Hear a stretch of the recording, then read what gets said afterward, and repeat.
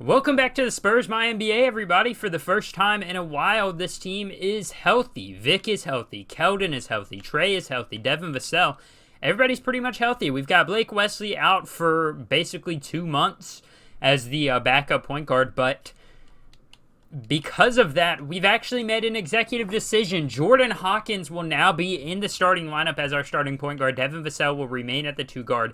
Keldon Johnson at the 3, Jeremy Sochan at the 4, and Vic at the 5. Then off the bench, we're going to have Trey Jones, first guy off the bench. We've got him under contract for, 3 years, I believe? 3 years, right around $8 million in a team option after that. Then you've got Rui Hachimura. He's going to continue to get his minutes. Charles Bassey, Malachi Branham, EJ Liddell, and then off the bench down here, we're going to have Emily Bates, who has been impressive, but hasn't showed me enough that I want to give him major minutes going forward. We're going to have Danny Green, Emily Bates, and Kim Birch as well, with Blake Wesley in the reserve spot. But we are going to call up a couple of our G League guys because these guys have been on a 2-way contract. They're going to have enough games left to play the entire rest of the season if we really wanted to, I believe, as we've only got the entire month of March and all of April left on this season.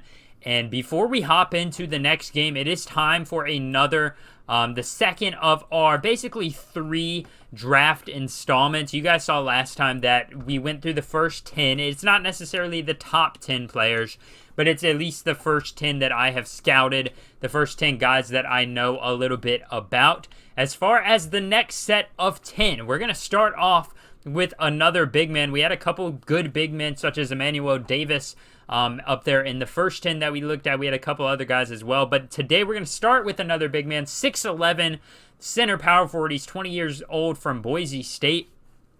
He's had comparisons to an all-NBA guy in Willis Reed. Miles Turner is another comparison for him. He's a very, very good shot blocker and rim protector. You know, he has strong in the paint on offense. He has great strength, great lateral quickness to finish around the basket. However, his perimeter defense can leave some to be desired for a big man. Obviously, he struggles, but not the greatest athlete as well against quicker players, but he can be, and he can be exposed somewhat easily on the perimeter, as I said. But offensively, he can improve other than in the paint, but he is still basically a classic traditional big man. Craig Porter out of Boise State has a chance to be one of the top picks. He's the number 2 position ranked for the center position, so he has a good opportunity to be a very high pick in the draft. Next up, we're going to find Matt Felder. He's a 6'4", 20-year-old point guard out of Kentucky. Now, Matt could be all-NBA.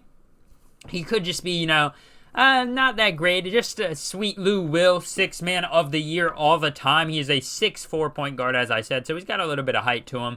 Not as short as who we saw last episode, or the last spotlight, recruit spotlight, in Irvin Weaver. He can hit his jump shots pretty regularly from behind the 3-point line. He's an okay defender, above average for his height and his point guard position, but his athleticism, which is kind of sneaky, is something that can be developed and could be a very good weapon, coming into the NBA. But he does lack IQ. He lacks consistency and experience on the floor. So there's a chance that he might go a little bit later in the draft. Next up, we've got another guard. We've got a couple three straight guards here. This one is Freddie Simon, the 6'6" shooting guard point guard hybrid, 19 years old, out of Georgetown. He is a CJ McCollum comparison or Damian Lee. So he could be very good. He could be very meh. Best days, he is an elite dribbler against defenders, but not all the time. Very inconsistent. He's an okay defender. He can play some defense. He can get you some steals. And like it says right here on the scouting report, could definitely develop into a good player. Not a guarantee. He has good mid-range shooting. He has decent three-point shooting. But other than that, his basketball IQ is lackluster. He is definitely a project player. He is definitely one of the weaker players in the draft, at least strength-wise. So even projected at a 76 overall in the number 1 shooting guard position rank, he's got a lot of room to grow. Next up, we've got Wendell Hines. He's another shooting guard. He's a 6'7", 21-year-old shooting guard from the very small college Sheridan University. He has comparisons to Hubert Davis or Fred Hoiberg. There's not a lot known about Wendell Hines. We haven't had our scouts on him too much, other than him being a 6'7" guard, which is very good height, or a very good height for a shooting guard. Has potential to be good in this league. Another, similar to Freddie Simon, he is a project player, but he's still projected to be pretty high. Good reflexes, a knack for being in the right place at the right time. Very comfortable with mid-range shooting, but a below-average defender, a below-average shooter. Doesn't do a lot of things great, but he can do a lot of things okay. I wouldn't even say good. He can do a lot of things okay, unfortunately for him. So that's why he's kind of fallen this far in the draft. He has projections of 23, 12, and then 36. So there's a lot of room that this guy could fall. Wendell Hines has some potential, though. Next up, we've got Eric Lynch, the tallest, I guess tied for the tallest center in the draft right now. He is a 7'1" center, 22 years old. He's played all 4 years at Fresno State. Comparisons to all-star DeAndre Jordan or Theo Ratliff, still a solid center. He can make excellent blocks. He's a good post defender, has great athleticism and lateral quickness, and just overall a good presence to have in the paint. Unfortunately, like other college players, lower basketball IQ due to the lack of experience, but he does have pretty good experience as a 4-year senior, so he's a little bit better than some other rookies you would expect, but doesn't always make the best decisions, takes some risks here and there, and unlike a guy like Emmanuel Davis, his offensive side of the ball is not nearly as developed, so that's probably the biggest reason Eric Lynch is falling down, because outside of maybe scoring a couple points in the paint, he needs to work on his offensive side of the ball a whole lot. That's where we're going to get back to the wing side of things. We've got a couple. Basically, the rest of the guys we're doing here are nobody's a big man, really. I guess we've got a few centers, but none of them are all that tall. Next up, we're going to have 6'9" out of the University of Mexico. Henry Page has comparisons to a all-time great Vince Carter or Billy Thompson off the bench. Not really too familiar with him. He has shown a great ability to get steals. Amazing when going to the rim. He's a great slasher. He can get to the rim. He can get layups. He can get dunks. And actually a decent shooter, but he is not a great leaper, unfortunately for him. He does have some athleticism, but it's not anything to be able to get past, the taller centers that have been in this draft. He does hold on to the ball a lot. Not a great passer, and as this says, despite being a comfortable three-point shooter, he does need some help from the three-point line. So Henry Page, he's a slasher, but he doesn't have the greatest athleticism. He can play some defense. He's a good average defender, and he just needs to work on his ball distribution, and he will be somebody good in the NBA. I guarantee it. Next up, we've got a shooting guard out of Australia, our first, foreign player, Jeb Hurley. He is a 6'6" shooting guard, 21 years old. Played for the Australian national team. Good for him. He has experience from that. He's probably the best three-point shooter in the draft. I mean, we're talking 40% from three at one point in one of his Australian FIBA runs. But he is a below-average defender. He can sometimes play defense, but it's not like the greatest thing. He needs to really develop a lot of his other parts of his game. But as of right now, he's got a spot in the NBA just because of how good of his shooter he is. I mean, if you look at it, we haven't even scouted him that much. And he has already an A+ three-point shot. So it's there. The potential is there. Obviously, he sways a lot. 50 in Draft Express Big Board, 15 in 2K Big Board, and 65 in NBA.com Big Board rank. But if he's available, he's a guy I'm very interested in if we go for like a late first round or early second round pick. Next up, we've got a couple, these last few guys, we've got, 3 out of these last 5 are going to be foreign players. Next up, we've got Alexei Popov. He is from Iowa, technically from Russia. He's a 6'9" power forward center, 21 years old. Alexei is a okay post offensive player. He can hit some mid-range shots with some consistency. A reliable rim protector, not going to get you a lot of blocks, but he will just defend and will jump up there, but he's not the greatest. And like a couple of the other guys on this list, he's a project player. He has high upside. He can hit the three at some level, but he needs a lot of room to grow. He needs a time to grow, and he's definitely not a guy you should expect to be thrown out there day one. And we're going to skip to this last guy real quick. Which is Georgios Balidis, the 6'7" power forward, small forward, 22 years old from Greece. I mean, this guy could be Giannis. Doubtful. Don't think he's going to be Giannis. He's played for Greece's national team, but that doesn't mean a lot because a lot of guys have from Greece and haven't worked out outside of Giannis. He's an okay shot blocker for 6'7". Decent vertical, decent lateral quickness, should be able to protect the glass for his size, and he's an okay scorer in the paint. Unfortunately for him, he kind of struggles to hit the three ball. He struggles to hit the mid-range. As you can see, C+, D-. Rebounding-wise is good. Defense definitely needs some help on the perimeter and definitely needs some help making better IQ plays when it comes to playmaking.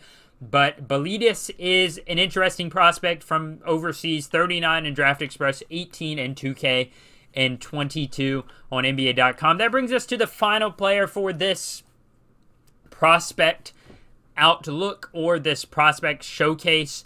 And we have the son of former NBA player, former #1 high school prospect, OJ Mayo. His name is Troy Mayo. He's a 19-year-old, 6'7" shooting guard small forward from USC. I mean, this guy can basically do it all. He's an aggressive slasher just like his dad was. He doesn't shy away from defenders. That's kind of a good thing and kind of a bad thing. Even if the big defender's there, he's still going to try and go up with it. He's got an okay job, or he does an okay job playing defense, getting steals. He's an elite, very good mid-range shooter at times. At other times, he is very bad. He's an okay three-point shooter, average, but not all that good. And he's just a flame torch that can 1 second go for 40, 1 second he can go for 2 and shoot 1 for 12, similar to his dad. And that's what makes him an interesting prospect as we round out our first top 20 list, as we have 10 more guys we're going to go through before we get into the offseason for sure. So look out for that next episode. That's going to round that out. As you can see, a look around the league, the standings are pretty much the same where you saw them last time. Golden State sits at 43 and 18. We've got the Nuggets at 40 and 21.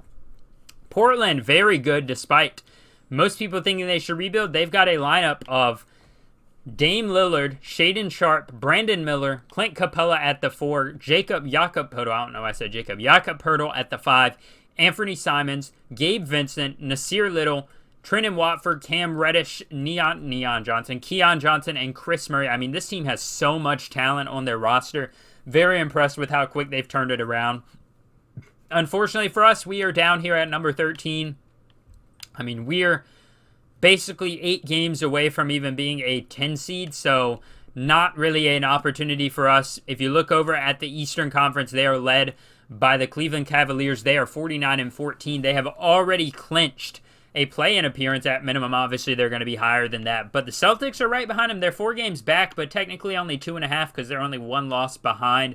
The Bulls are next up with 35 and 29. This Eastern Conference team has a major drop-off. As you see down here, the Bucks are struggling.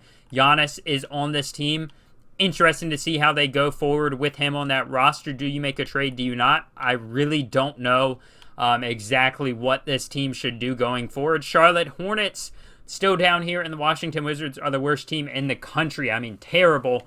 DeLon Wright, Amon Thompson, Denny Avdia, Jeremy Grant, and Kristaps Porzingis, unfortunately for them, just isn't enough to get a high spot in the playoffs. But they do technically have a better record than the Rockets and the Suns. And the Suns, obviously, despite being a super team with Kevin Durant just a few weeks ago, they are the dead last team. They only won 17 games.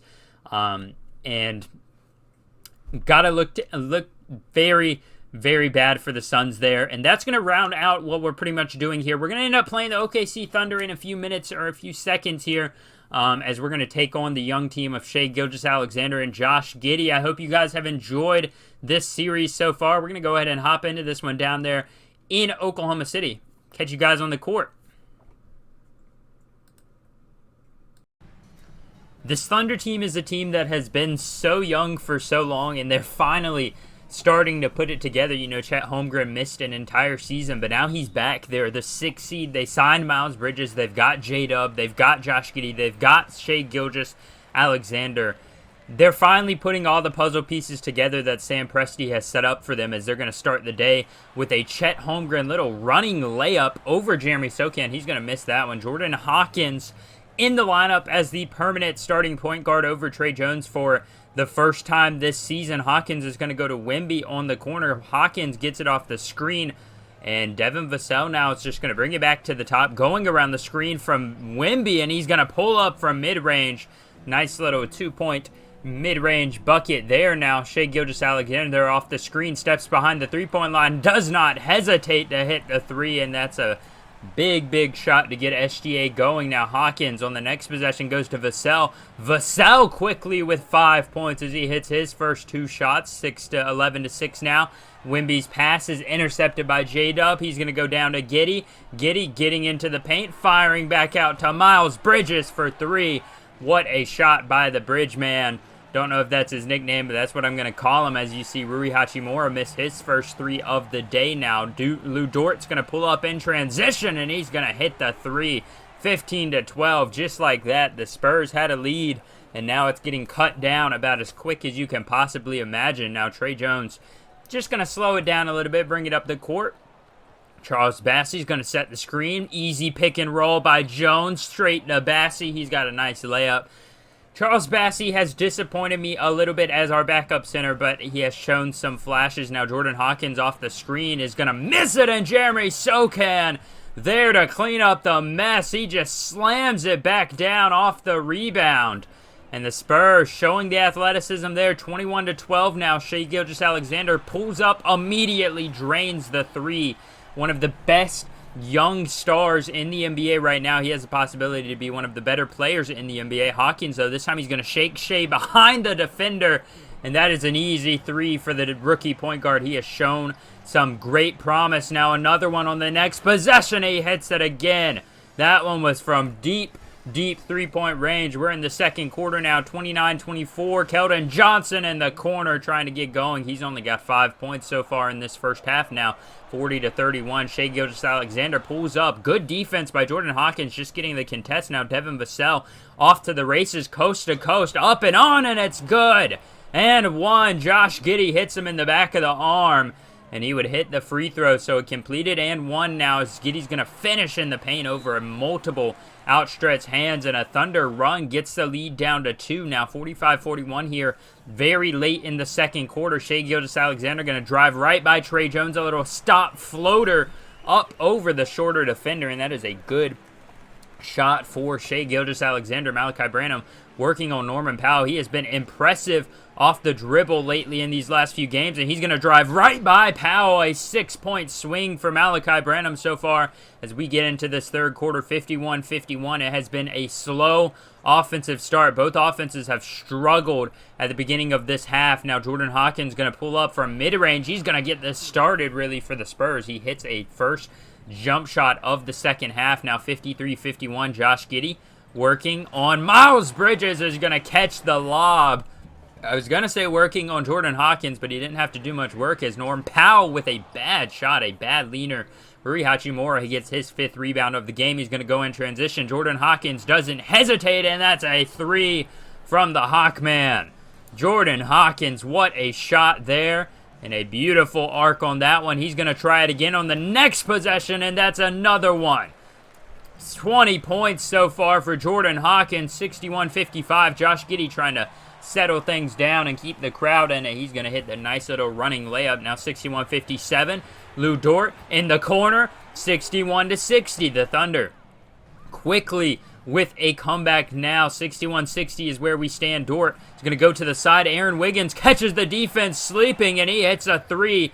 3 straight threes for this Thunder team, and they are up by 2 now. Giddey working on Hachimura, the taller defender on him. He gets caught on the screen. Giddey doesn't hesitate, and another one. 12 straight points from three-point land for the Thunder. Now Jordan Hawkins goes off the screen from Wemby. He wants to go in the corner. Hachimura is going to miss the wide-open 3. That could have been a big momentum shifter there. J-Dub in transition. He is going to stop by Malachi Branham. Now Norman Powell is just going to settle it down. Beats his man off the dribble, and he throws it up to Miles Bridges. What a slam by Bridges. Now 70-62 here in the fourth quarter. Bridges is going to slam it down again. The Thunder are running away with this one as the Spurs have struggled offensively here in the second half. They have not been that good at all as Victor Wembanyama able to abuse the height difference there against Miles Bridges, but we are right around 5 minutes left, down by 6. Norman Powell going to go to the corner. J-Dub from the corner, and he hits it. They continue to shoot well from 3 in this second half. Now 75-68. Norman Powell going to go to SGA. He beats his man off the dribble, beats Jordan Hawkins to the spot, and he slams it down with Hawkins behind him. Now 81-70. Trey Jones working. Victor Wembanyama trying to get down low. He's not able to get the positioning. Chet Holmgren does a great job of holding him off. Now Trey Jones on the pick and fade. Wemby doesn't hesitate. He hits a three now. 2.5 minutes remaining. 75-85. We are now a minute 45. Victor Wembanyama's going to miss the three. This one is pretty close to being over. Shai Gilgeous-Alexander going to drive. Gets it down low to Bridges, and he slams it again. Miles Bridges proving to be the signing of the century as Aaron Wiggins is going to pass this one to J-Dub with about 15 seconds left. He hits the three, 93-77. This Spurs team, you go into halftime up by 2, and to lose by this much, I mean, that is a big disappointment. Trey Jones is going to get it to Malachi Branham in the corner. He forces up the 3, and the Thunder take a win here as they continue to win. They are the 6th seed as of this moment, but they have a big opportunity to move up out of that play-in tournament and get into a top 5 seed if they continue to win. A big win for the Thunder. The Spurs offense struggled a lot today, and I mean, I can't do anything but complain about it. I was not impressed at all by their performance in this second half. Well, I mean, if you asked me 10 minutes ago if I was impressed by their first half performance, I would have said yes. Until that second half came around, and they just laid an egg. Ended up shooting 36% from the field, 19% from 3. I mean, pretty bad compared to the Thunder shooting 27%, which isn't even good, but it makes them look amazing. They also shot 40% from the field, about 4% better than we did. We were actually better from the free throw line with about 4 more attempts. Fast break, they beat us by a lot of points. Points in the paint, they beat us. Second chance points, we were a little bit better than them. Bench points, they were better than us by a little bit. Assists, they were way better than us. Offensive rebounds, pretty even. Defensive rebounds, pretty even. Basically, we beat them by about 2 rebounds total. Steals, they beat us by a lot. Turnovers, we have to limit those. Blocks, we beat them by 5. Or 4, actually. Time of possession, we actually ended up having the same or higher amount of time of possession by a decent minute, basically. Not like half a minute. But Miles Bridges, I mean, this man, 25 points, 5 rebounds, 1 assist. In this reality, we're going to ignore what he did in real life. It's a terrible situation, but he sat out a year. He's back this year, and the Thunder picked him up. They had a great opportunity there, and he has just showed how good he can be. I mean, this guy, 25 points, and he's averaging 14 points per game, shooting 35% from the 3, which is a career high. A second career high. He has shot 40% before and 48% from the field. That is a good split for him. Josh Giddey, again, was pretty good. 21 points, 6 rebounds, 7 assists, 1 turnover, 9 of 13 from the field, 2 of 6 from 3. Shai Gilgeous-Alexander was good, 20 points. Chet Holmgren really didn't do too much. 6 points, 16 rebounds. He had the 1 block, but he didn't have to do too much offensively. Lou Dort struggled. Norman Powell struggled. We played good defense. They just had better overall players. Jordan Hawkins shot the ball a whole lot for 20 points, but he's a second-round rookie. I'm basically giving him the keys to the offense right now because he's our best facilitator, our best playmaker, our best shot creator for himself. Victor Wembanyama, though, struggled in that first half. He had 4 points. Now he finishes with 18 points, 18 rebounds, 6 blocks, and 3 steals. That's just very impressive splits right there. Devin Vassell, 15 points, 3 rebounds. After that quick start, he cooled off very fast. Jeremy Sochan actually pretty impressive today. 8 points, 11 rebounds, 1 assist, 4 of 6 from the field. Malachi Branham, 2 of 5. He got 7 points. Keldon Johnson wasn't good in his first game back here, as you guys haven't seen him in a little bit. 5 points, 2 rebounds, 1 assist, and 2 for 11 from the field. 1 of 5 from 3. EJ Liddell struggled as well. Not a good shooting game at all for us. It just, you expect to be a little bit better than that as we are in the home stretch now. We have the rest of the month of March. We're at March 6th right now. And then we also have the little bit of April, the 15 days in April that we have to get through. And we are going to finish out the season playing an in-state rival. In next episode, we may or may not get 2 games. I can't tell you guys for sure because we also have to do the scouting report. But we are going to finish the season out facing off against the Rockets. As you can see, they are still a in-state rival. Obviously, we're San Antonio, they're Houston. We do want to lose some games, though. I'm not going to lie. Every time I play these games, even if we lose, I'm consistently trying to win, no matter whether it's going to hurt our draft spot or not, as we beat the Mavericks right there somehow, some way. We beat the Heat, And now we are faced up against the Houston Rockets next episode. They still have Kevin Porter Jr., Jalen Green, Jayshawn Tate, Ben Simmons, and Alperen Sengun. Who else did they draft? Who did they end up drafting in this most recent draft? I can't remember. They ended up drafting, well, they have Jabari Smith Jr., obviously. I'm not sure who they ended up drafting. I can't tell. Either they're injured or they're just not playing. And it appears that they didn't draft anybody. Unless they traded their draft pick for Ben Simmons, but I don't remember that happening. But at the end of the day, this team is not that great, I don't believe. Let's go ahead and check out the standings and see where it all stands. Yeah, the Rockets are just slightly better than us, one game ahead of us. Hopefully we can impress and get a win there. We're on a 2-game winning streak right now. We are currently the second worst team in the West, and overall we are the second worst team. Nobody is worse than us besides the Suns. The Suns, obviously, we blew it up for them.